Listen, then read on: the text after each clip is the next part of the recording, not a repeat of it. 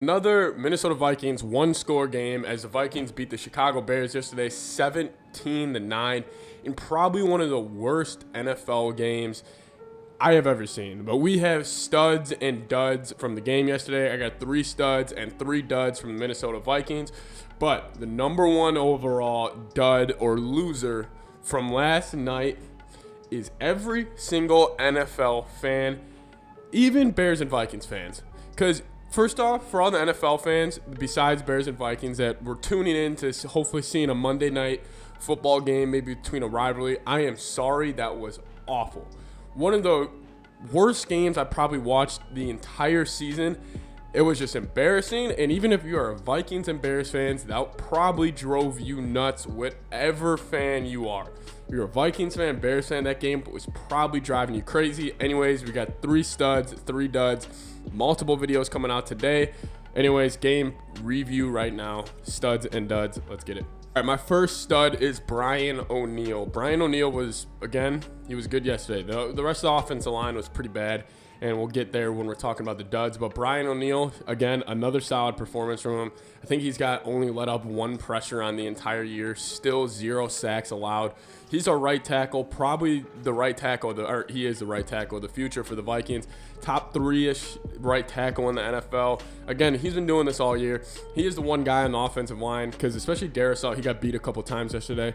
But when it comes to just the offensive line and consistency and having faith in a lineman going into a game, I got faith in Brian O'Neill every game. It doesn't really matter who we're going against. The Bears have a tremendous front 7, and he just continues to improve every year, and he gets better as the year goes on. So Brian O'Neill, he's a stud. He played really well yesterday. Second stud is actually the overall special teams. The special teams this year have been absolutely incredible. I mean, whether it's coming to getting good field position, like playing hard on special teams is a huge thing. Not the special teams coach, keeping them active, keeping them engaged throughout the entire game was huge. Then they were making a play on the punt return when Demiri Bird on the Bears, he fumbled the punt. We were able to get the recovery. Did a great job pinning the Bears deep today. And the punt unit has been great the entire year because the Vikings love the punt. But they've been good. I mean, special teams, whether it's kick return, kickoff, they've been good this entire year. And just yesterday was an example of don't beat yourself. And that kind of happens on special teams a lot, where teams beat themselves. That didn't happen. Special teams unit really kind of, it's honestly, they were the star of yesterday for the Vikings. And honestly, there's the other stud I really have is Kene Nwangwu. And the reason I'm saying this, he had limited touches yesterday. And I'm going to be getting into this later on in the week. But it just, when he had those two carries, I believe in the third quarter, he broke them off for like 30 yards. He is just an example of the Vikings not utilizing their skill players to their max potential. And I mean, obviously I wanted to give the last stud, I guess, nominee to somebody who actually makes more of an impact on the game. But since the Vikings were just a debacle yesterday, I don't really care. I'm giving it to Kene Nwangwu. He's explosive.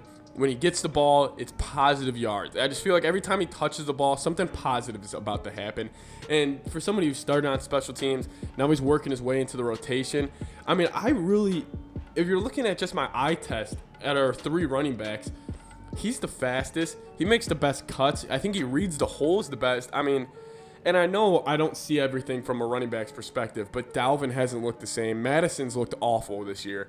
Ever since the Seattle game back in October, Madison has looked terrible.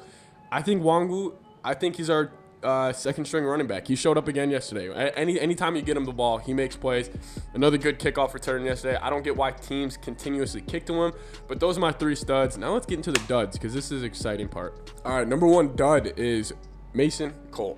Mason Cole, I finally give you props, because everybody on Vikings Twitter and Vikings area have been really praising this guy because he's been playing well the past couple of weeks, which he has. But that's against the Lions and the backups of the Steelers, because he didn't really get a lot of one-on-one reps with Cameron Hayward last week against the Steelers. But when he had his one-on-one against Akeem Hicks looks like Lawrence Taylor. I don't know what it is about him playing the Vikings, but he literally looks like the best defensive player of all time. Akeem Hicks, he's able to lock out his arms, make a move, and he's in the backfield every time. There was no push from Mason Cole the entire game. And when he got one-on-ones and pass protection, I mean, he was literally a one-man wrecking crew. I said this in the game preview. It's 2 players on the Bears, Roquan Smith and Akeem Hicks. Akeem Hicks, 2 sacks yesterday, showed up.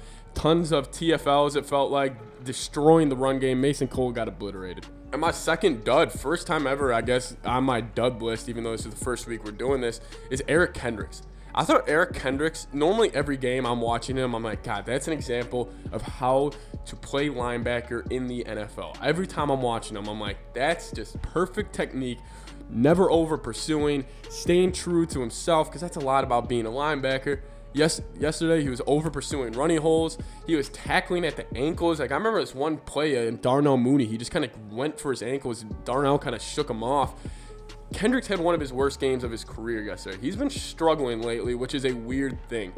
Past couple of games, Kendricks have been really hit or miss. I don't know if he's banged up or what's the issue with him, but he's definitely been not his true self, and he definitely had a rough game yesterday, and then he ended up getting ejected. So, Kendricks, you're my second dud. And my third dud is the Minnesota Vikings fan base, because now we have a 30% chance to make the playoffs, and my hopes are still really low for the Vikings to make the playoffs this year. I don't really have that much expectation, but it's slowly creeping up, and I'm ready for the letdown this Sunday.